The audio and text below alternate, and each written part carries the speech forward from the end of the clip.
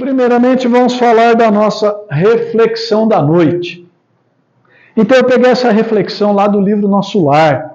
Para quem assistiu o filme, é uma fala inicial do André Luiz. Então, o espírito André Luiz, quando desencarna, passa por 8 anos de perturbação numa região que ele denominou, foi a primeira pessoa que denominou como umbral, uma região umbralina.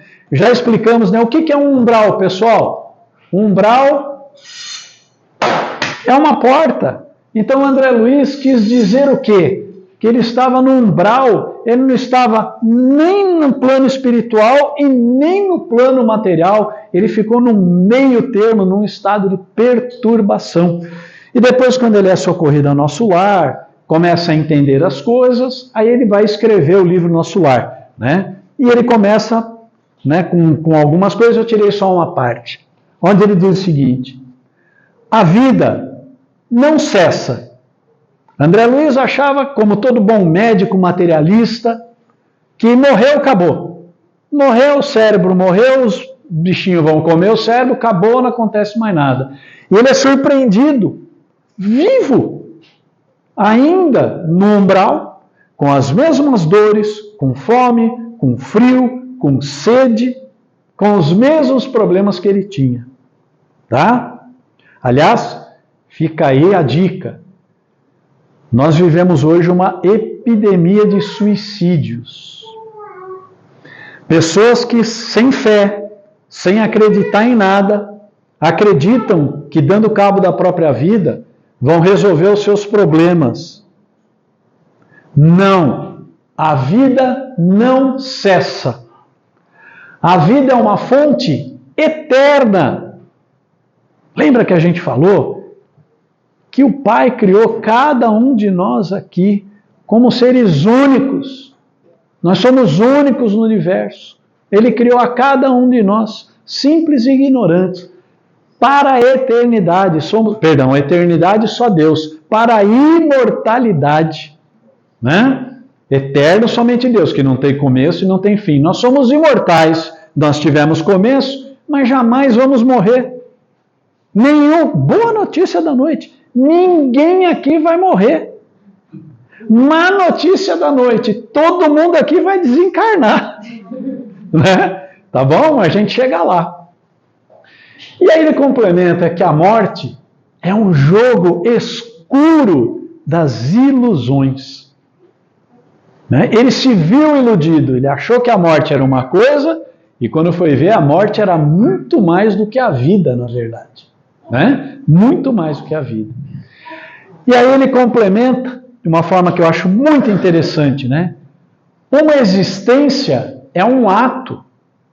Então a vida da gente, essa existência que nós estamos tendo aqui, essa vida que estamos vivendo hoje estamos Cláudia, estamos Fátima, estou Paulo, está Patrícia, é um ato do quê? De uma peça. Já viram? Já foram no teatro? Que os caras falam um monte de coisa, de repente apaga a luz, sai todo mundo, daqui a pouco entra outra história. Então a nossa existência é um ato. Um corpo é apenas uma veste. Vamos trocar de corpo muitas e muitas vezes. Hoje eu estou Paulo, amanhã estarei Joana, depois de amanhã estarei Arthur. Né? Hoje sou pai do meu filho, amanhã vou ser filho do meu filho.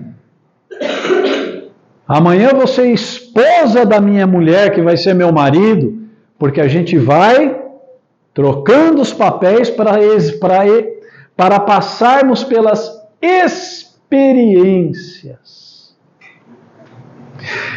O Divaldo nos fala que expiação, né? Isso aqui é um planeta de provas e expiações. Expiação, sabe o que é expiação? É você se colocar no lugar do outro. Isso é expiação.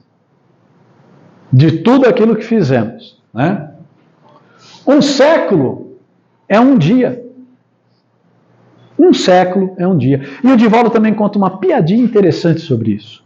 Né? Ele fala que um espírito pôde falar com Deus, lá no plano espiritual. E esse espírito ainda muito materializado, né, virou para Deus e falou assim, Deus, o que é 1 milhão de anos para você? Deus virou para ele e falou assim, 1 milhão de anos para mim é um segundo. Ela falou, Aí ele virou, muito esperto, e falou assim, e 1 milhão de dólares? 1 milhão de dólares, para mim, é um centavo. Aí o Espírito disse, empresta-me um centavo? Ele falou, espera um segundo. Então, um serviço é uma experiência. Trabalharmos aqui na casa, fazermos qualquer coisa pelo próximo, é um serviço. Isso são experiências. Um triunfo é uma aquisição de conhecimento, de experiência de vida. E uma morte, um sopro renovador. Legal? Perdemos bastante tempo, mas olha, gente, isso aqui é um extratinho, eu tirei 4 frases do prefácio de André Luiz. Já dá 20 minutos de aula, né? É muito profundo o livro Nosso Lar, quem tiver oportunidade, leia, tá bom? Então tá joia, vamos lá, vamos voltar para o nosso... Por que você não está querendo andar, meu filho?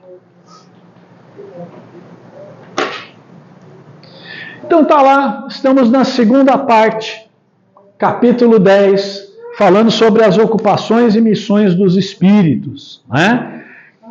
Então o que nós estamos vendo? Nós estamos vendo o que é que a espiritualidade faz lá na erraticidade. Como é que acontece isso lá? Fica na nuvenzinha, não fica? Fica dormindo, fica fazendo o quê? E a gente já está lá na questão 569, que foi a última que a gente tratou, que o mais interessante dela, de tudo isso, só para a gente lembrar, é isso daqui. As missões. Ele pergunta quais são as missões dos espíritos. Dá para a gente saber quais são as missões? E o Espírito de Verdade fala, as missões são as mais variadas possíveis. Para cada necessidade do ser humano, existe uma missão de um espírito. Então, imagina o tamanho das nossas necessidades, quanto tipo de missão tem, não é verdade? Mas aí, guardem isso. As missões dos espíritos têm sempre por objeto o bem. Isso já tira um monte de dúvida, aquelas coisas que a gente sempre conversa aqui, né? Quando falamos lá atrás da interferência dos... então o espírito pode matar alguém? É o bem? Não. Os espíritos têm limite para interferir na matéria, tem limite. Né? Mas e se um espírito ruim pode concorrer para o mal? Pode, porque ele tem o livre-arbítrio. Mas isso não é missão. Não foi Deus que quis. Mas se não foi Deus que quis, por que acontece? Porque Deus permite. Por que Deus permite? Porque sempre entre aquele espírito e aquele encarnado, entre o encarnado e o encarnado, entre o espírito e o espírito, entre o encarnado e o espírito, há um conflito. A gente tem algo de mal resolvido entre a gente. Como a espiritualidade jamais interfere na nossa decisão, interfere no nosso livre-arbítrio, então é permitido. Ok? Que as coisas aconteçam. Beleza? Então tá lá. Vamos retomar então na 570, pessoal. Os espíritos sempre percebem os desígnios que estão encarregados de executar. Nessas questões 500, 500 e pouco, nós estamos vendo das missões. O que é que o espírito que está lá na erraticidade, que é o mundo espiritual, faz? Quais são as missões? Como é que isso acontece? O que é que pode, o que é que não pode? E aí o Kardec pergunta, os espíritos percebem os desígnios que estão encarregados de executar? E aí a resposta é a seguinte, não. Há aqueles que são instrumentos cegos. Outros, porém, sabem muito bem com que objetivo agem. Está vendo? Então eles nem sempre percebem a sua missão. São instrumentos cegos. E outros, mais evoluídos, ainda conseguem entender muito bem quais são as suas missões. São raros, pessoal. São raros, tá? Apenas os espíritos elevados desempenham missões. Pessoal, o que é a missão que nós estamos falando?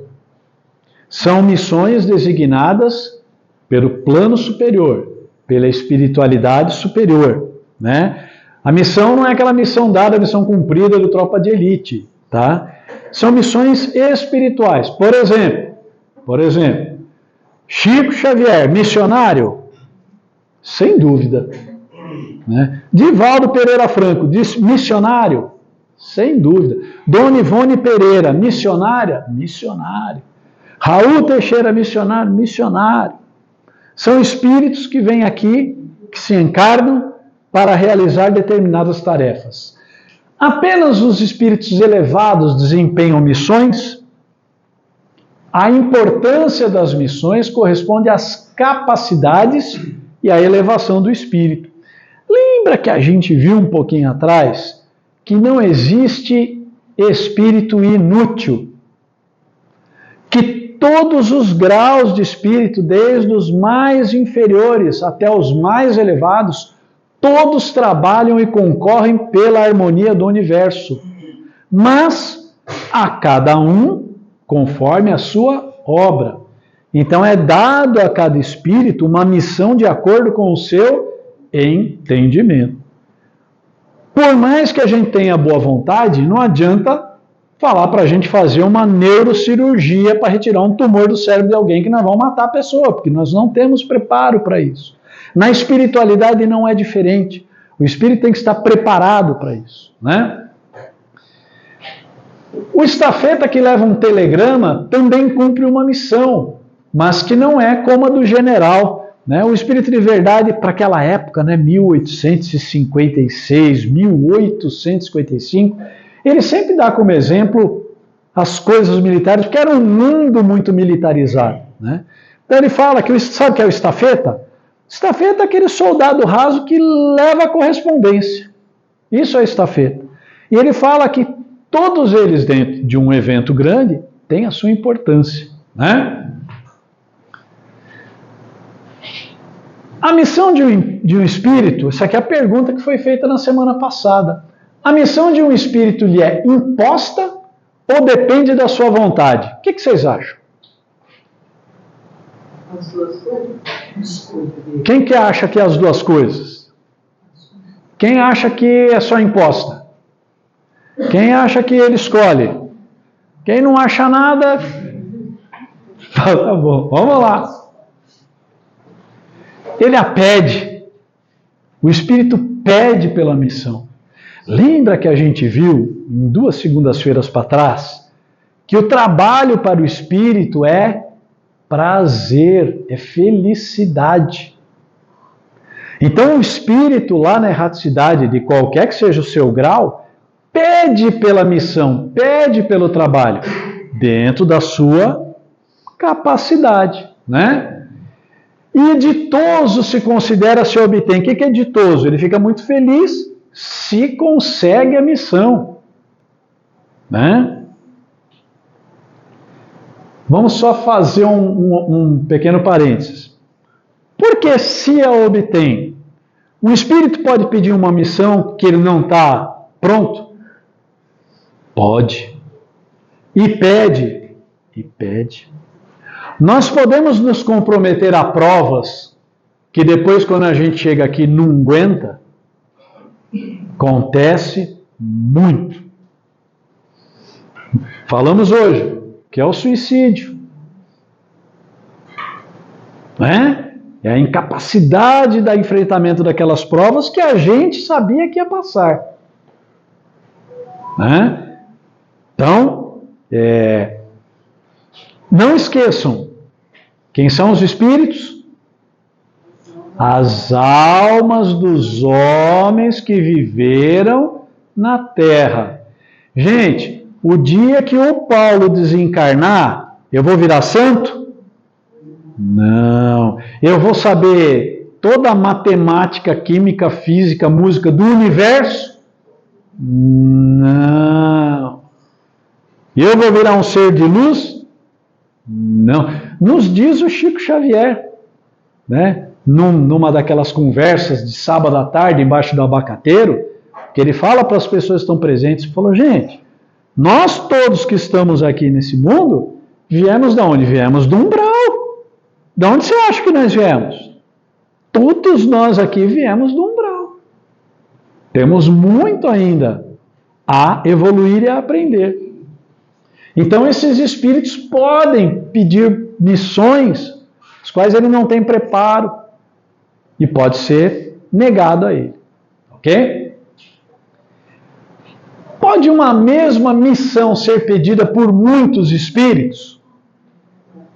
Ó, nós temos uma vaga lá para ser médium de psicofonia numa casa espírita. Quem quer? Tem muito? Muito. No livro Os Mensageiros, que é um pouquinho diferente do filme, fala que de 30 mil espíritos que ficaram por anos em nosso lar se preparando para exercer a mediunidade na Terra, somente 10 concluíram. Porque a hora que a gente cai na carne, a conversa é outra. Ir para casa espírita, eu quero ir para a praia. Segunda-feira à noite eu vou para o boteco. Qual boteco que abre segunda-feira à noite? Não vamos lá. E começa a fugir das provas. O que Jesus nos ensinou? Porta estreita e a porta larga. É isso, pessoal. As facilidades da matéria, as facilidades do mundo são ilusórias. E a gente vai na ilusão da matéria. É muito bom fazer nada, é muito bom ficar sem fazer nada, é muito bom falar mal dos outros, é muito bom.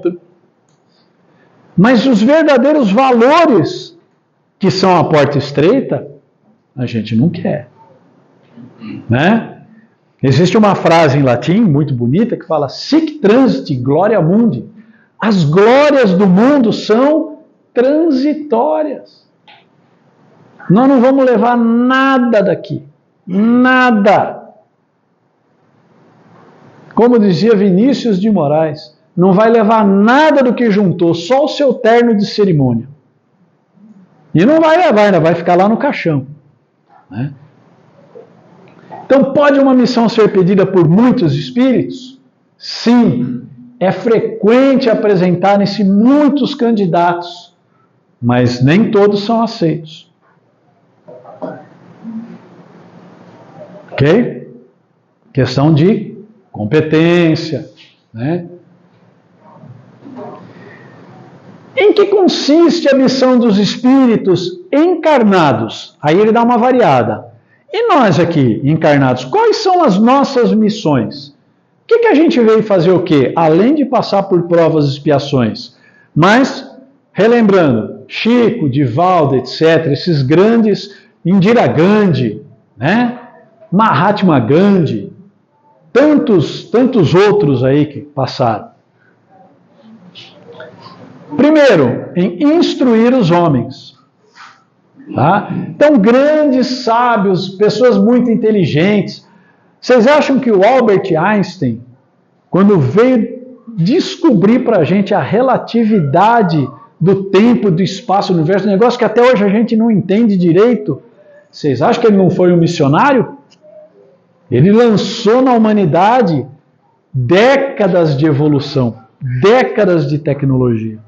Um dia ainda vai chegar para nós ainda vamos entender isso. Em instruir os homens, em lhes auxiliar o progresso da humanidade, em lhes melhorar as instituições por meios diretos e materiais. Olha, o Espírito de Verdade está falando uma coisa aqui, que acho que foi Santo Agostinho, se não me falha a memória, que disse, ou algum dos santos, que todo poder emana de Deus e em seu nome é exercido. Sempre quando a gente é alçado a qualquer posição de liderança, de chefia, né, de comando, a gente tem uma responsabilidade dobrada, porque ali fomos postos por um motivo. Por um bom motivo. E um desses motivos é melhorar as instituições, os homens, auxiliar o progresso por meios diretos e materiais. Né? Os nossos políticos estão aqui imbuídos dessa missão, melhorar as instituições. Estão falindo? Muitos estão falindo. Poucos estão sendo vitoriosos ou tentando fazer o melhor de si, mas é diferente de nós? Vem de Marte? Vem de Vênus? Vem da própria sociedade. O que nós temos que fazer? Orar muito, porque esses irmãos e irmãs não sabem o que fazem, como disse Jesus na cruz. Não têm noção do tamanho da responsabilidade que lhes foi colocada nas mãos e o peso das suas decisões erradas. Porque se enquanto eu dentro da minha casa conduzo mal o meu filho, eu tenho uma responsabilidade sobre o meu filho. Agora, quando eu, como um professor numa sala de aula com 60 crianças, conduzo mal 60 crianças, a responsabilidade é outra. Bem outra. O que dirá de um político que governa uma cidade com 250 mil pessoas como é São Carlos? Olha o peso da responsabilidade espiritual que isso traz, pessoal. Tenham piedade dessas pessoas. Piedade. Porque a conta vem. Né? As missões, porém, são mais ou menos gerais e importantes. Lembra que a gente falou? Tem missão para todo tipo de problema, né? Aquele que cultiva a terra desempenha tão nobre missão como o que governa ou o que instrui. Então, no universo de nosso Pai, o lavrador e o professor universitário são tão importantes um quanto o outro. Não é? Como é que o mentor espiritual dessa casa fala aqui na nossa oração de abertura? Ninguém é melhor ou pior. Somos todos iguais. E completo. Se estamos todos juntos aqui, é porque somos muito iguais, muito parecidos. Ok? Tudo na natureza se encadeia. Ao mesmo tempo que o espírito se depura pela encarnação, porque a gente está perguntando da missão do espírito encarnado. Então, ao mesmo tempo que ele vai aprendendo, que ele vai se depurando, ele dessa mesma forma executa os desígnios de Deus. Né? Então, por mais que seja difícil para a gente entender, quando eu, com os meus defeitos, venho para acertar problemas que eu e a Patrícia já vivemos em N encarnações para trás, nós estamos nos depurando e estamos aprendendo com os nossos defeitos. Né? Cada um tem nesse mundo a sua missão. Olha que maravilha. Todos nós temos a nossa missão, porque todos podem ter alguma utilidade. A gente já viu isso em algumas vezes. Não existe na espiritualidade e na erraticidade nada que seja inútil. A espiritualidade não comparece a um trabalho espiritual que seja inútil. Olha, nós vamos fazer aqui, quer ver? Vou dar um exemplo, hein? Nós vamos pegar um médium aqui agora, nós vamos botar aqui para fazer um show para vocês verem como é que é a mediunidade. Qual a utilidade disso? Fazer show? Não. A boa espiritualidade, os bons espíritos não se prestam a isso. E aí entra um problema. Mas, Paulo, eu já vi isso acontecer. Se os bons espíritos não se prestam a isso, Mas o médium tem a mediunidade, qual é o espírito que vai se prestar a isso? Os espíritos zombeteiros, os espíritos levianos, os espíritos baderneiros. Ô Paulo, Fala, Zé. então, aqueles espíritos zombeteiros, coisa e tal, o encarnado mesmo, que perturba as ideias da gente, ele tem utilidade? Tem utilidade, até ele tem utilidade, Zé. É fazer a gente parar de perturbar as ideias. Ou então para a gente melhorar, né? Exatamente. Ó, lembra que eu falei, deixa eu fazer minha mãozinha característica aqui, ó. Tudo é sintonia. Sintonia. Pessoal, depois que a gente estuda o Espiritismo, conhece um pouco, vocês já estão nessa condição. Hoje, assim, antes de aprender um pouquinho de Espiritismo, a pessoa chegava para você e falava assim, eu estou obsediada. Você falava, ah, meu Deus, coitada, precisamos fazer alguma coisa. Hoje você fala assim, então, né, o que você anda fazendo? O que é que você anda fazendo? Qual é a sua conduta moral? Por que você está dando oportunidade para esse irmão? Porque, gente, vou repetir de novo. Para tudo no universo do nosso Pai tem lei e tem regra. Se assim não fosse, isso aqui seria o inferno da obsessão. Não é verdade?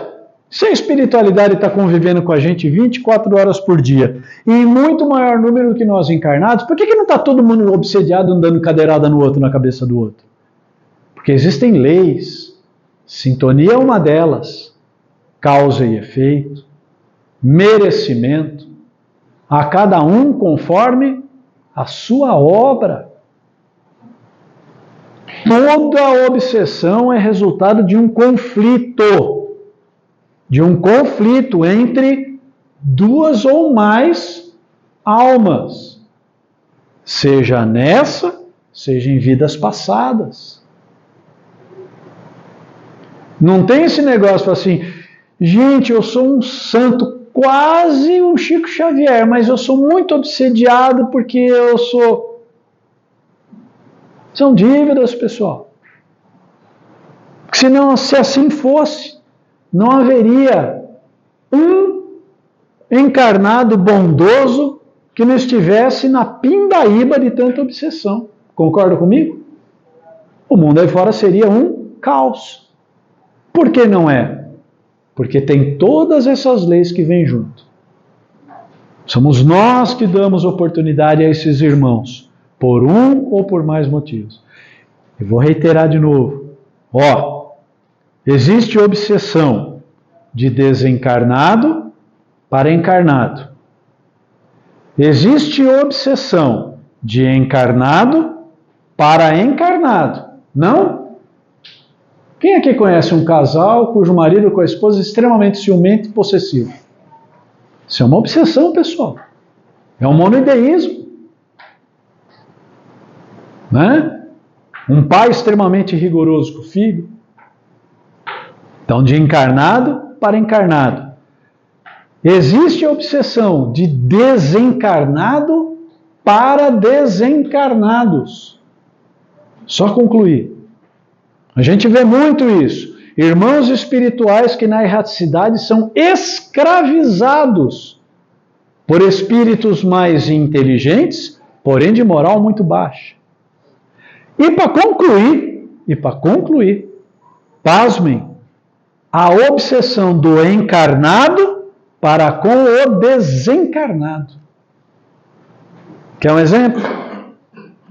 Aquele que perdeu um ente querido e não aceita o desencarne. E fica toda hora fazendo o quê? Chora, desespera, clama, evoca constantemente, não desmancha o quarto, não mexe na gaveta de roupa. Isso é uma obsessão de um encarnado para um desencarnado. Vocês acham que o desencarnado não sente isso? Fica preso, pessoal. Comum a gente ver isso aqui nas quartas-feiras, no trabalho de desobsessão.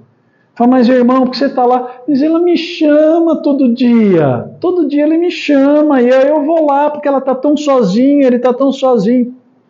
E está os dois muito doentes. Fala, Zé. Você é muito bonzinho, você pergunta se quem aqui não conhece, quem aqui não é. Né?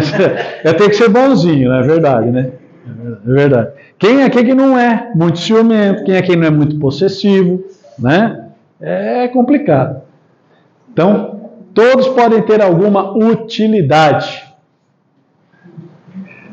Qual pode ser na Terra a missão das criaturas voluntariamente inúteis? Quem aqui conhece alguém inútil para a humanidade? Gente, Deus me perdoe, né? Não devemos ver o cisco no olho do nosso irmão e não ver a trave no seu. Mas olha, se eu for enumerar, né? Se a gente for enumerar, melhor a gente não tocar no assunto, né? Mas veja, há pessoas inúteis, muitas, né? Vamos ver isso. Há efetivamente pessoas que só para si mesmas vivem e que não sabem tornar-se úteis ao que quer que seja. Pessoas extremamente... abre o Instagram. Você olha a pessoa assim, foto. Sim. Agora estou colocando a mão na parede. São pessoas... Gente, que utilidade tem isso para a humanidade? O ego extremamente aflorado. Eu. Né? A gente vê isso no banal do dia a dia. Quem é que faz tempo que não anda de ônibus? Ninguém mais levanta para uma senhora sentar. Isso no meu tempo era um negócio... Que é isso? Egoísmo. Pessoas que vivem só para si mesmo. Você vê aquele marmanjão que senta assim, ele finge que está dormindo. A mulher com compra, às vezes com o neném no colo, em pé. Né? Finge que dorme, né? São pobres seres dignos de compaixão. Porquanto, olha que interessante. Espiarão, o que é o espiar? Lembra que eu falei lá atrás, quando a gente vê a palavrinha expiação, coloca consequência. Né? Expiação, vão se colocar no lugar do outro, vão sofrer as consequências. Expiarão duramente a sua voluntária inutilidade, começando-lhes muitas vezes, já neste mundo, o castigo. Vou dar um exemplo aqui, que eu acho que eu não devia, Zé, mas vou dar. Qual é o problema que assola a humanidade hoje, principalmente os nossos jovens? Depressão. Por quê? Tem casa, tem comida, tem roupa lavada, não tem 1/5 das dificuldades que nossos pais tiveram na vida deles, e precisa tomar anti isso, anti aquilo, remédio para acordar, remédio para dormir. O que é isso, gente? Uma vida inútil, uma vida sem sentido, sem razão. Viver pelo viver, viver pelo dia a dia. Por isso, como? Muitas facilidades. Né? A gente vai ver, não vai ser hoje, na próxima segunda, não percam. Pai e mãe, compromisso de pai e mãe com o filho, está aqui. Kardec perguntou, o Espírito de Verdade falou, né, o nosso compromisso. E a gente vive num mundo onde a epidemia do suicídio está presente, onde a depressão vai ser a causa que mais vai matar nos próximos 10 anos. Isso quem está falando é a OMS.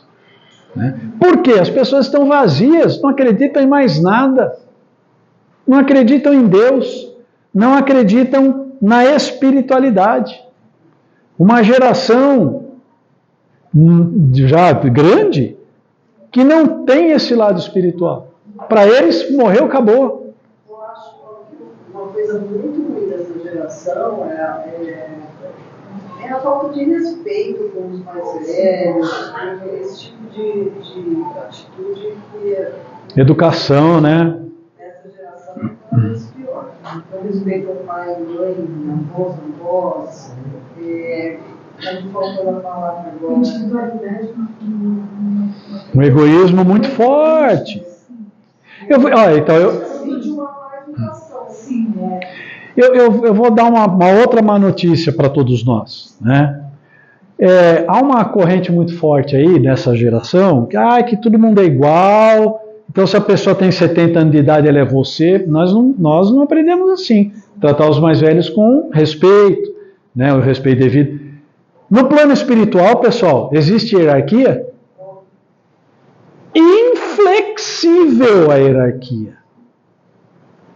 Como é que esses espíritos, que aqui encarnados, socaram na cabeça deles que tudo é igual, que ninguém é diferente de ninguém, vão se comportar na erraticidade quando chegar lá e ver que a coisa não é assim?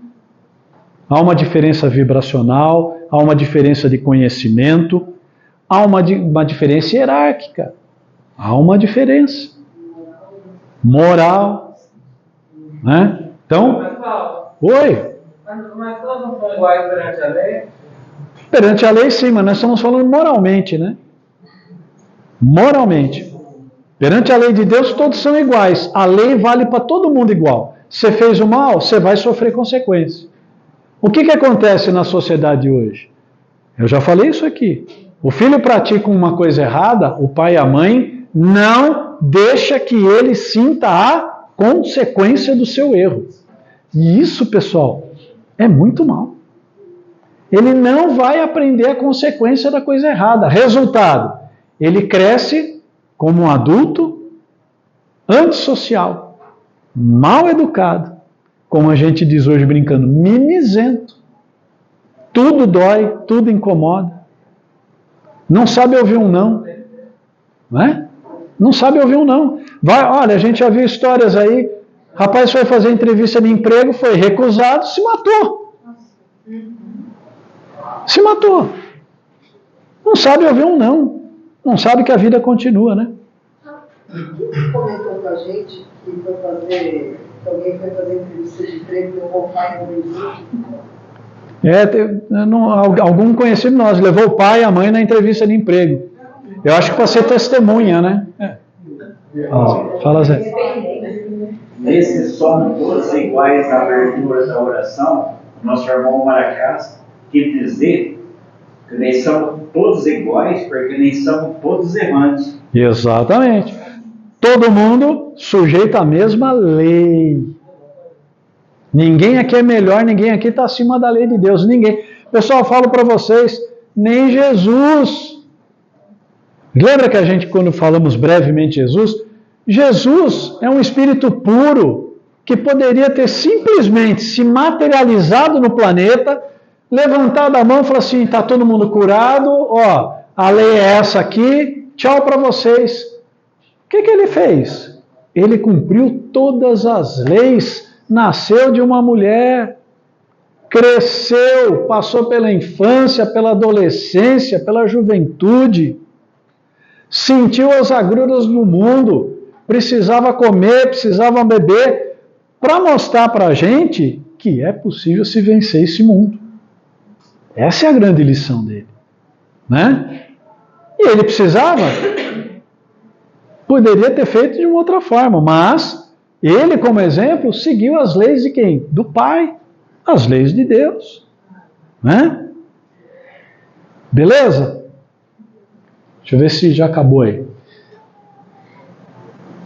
Então eles vão sofrer a expiação pelo aborrecimento e pelo desgosto que a vida lhes causa, né? Então, pessoal, como diz o Divaldo, o solidário nunca será solitário. Você está se sentindo muito sozinho, depressivo, isolado? Já falei. Pega um livrinho de história infantil e vai ler historinha para criança com câncer no hospital. Vai ver como você não precisa nem tomar antidepressivo. Vai passar a sua depressão. Vai num asilo de idosos, vê idosos lá abandonados pela família, vai lá ajudar a trocar uma fraldinha. Você vai ver como sua depressão vai passar rapidinho. A sua vida vai ficar maravilhosa. Além da mudança de visão, o valor que você vai dar à sua vida, a caridade que você vai fazer, a preciosidade que isso vai ser. Legal? Tá bom, gente? É isso aí. Vamos encerrar por aqui, que faltam 3 minutos. Todo mundo bem? Alguém tem alguma dúvida? Não? Então, agradecer a todos por mais essa noite de estudos. E, para quem tiver, gostou da palestra, dá um curtiu ou não curtiu aí no nosso YouTube. Tá bom? Obrigado, pessoal. Boa noite.